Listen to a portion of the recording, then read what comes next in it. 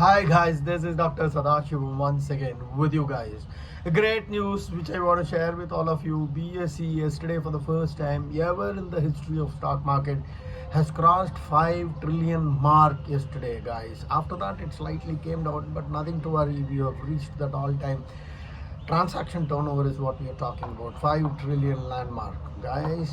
But certain concerns continue to remain, especially as far as the FIIs are concerned. They have continuously been selling stocks in the Indian market for the last 5 months, and one day they purchase shares, that's on Friday, but once again yesterday they started selling shares. That's as far as the FIIs are concerned. The next important thing about it is the public sector banks, and we have seen SEBI's and RBI's regulation some days back that PSUs need to have a provision of at least 5%, especially for finances to big infrastructure projects as a matter of safety. But they have requested this provisioning to slightly come down because that's affecting their working capital and net interest margins in a great way. But I think nothing much. But yesterday we can see some positive shoots, especially as far as the public sector banks are concerned, and today we can see that there have been statements about PSU scope for a very good rally in the months and days to come, but we need to keep our fingers crossed and wait for things to happen. The Nifty is rock steady, especially after hitting an all-time high of approximately 22,800. We have seen many a times it's coming down, but it's able to regain back the losses.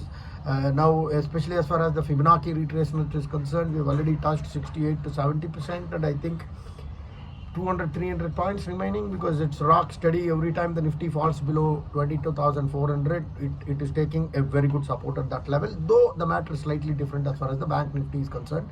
When yesterday was a roller coaster as far as Bank Nifty was concerned, it initially came down, then went up, then came down, then went up, yen kind of a recovery, but Bank Nifty is highly uncertain. Now, as far as the international markets are concerned, we will first talk about the Chinese market, where they have announced a stimulus package to the tune of around 1 billion or so, and that has resulted, of course, China market is improving. They have advised the local administration to buy back flats from the builders, etc., to just boost the housing sector there, and part of that effect is felt in the Indian markets also, especially in terms of steel prices. The steel sector is doing very well, and part of the reason can be attributed to this China stimulus package. The next important news: US is trading at all-time highs, especially because of the N-Videa results which are going to be out today. That's going to be a major mover and shaker.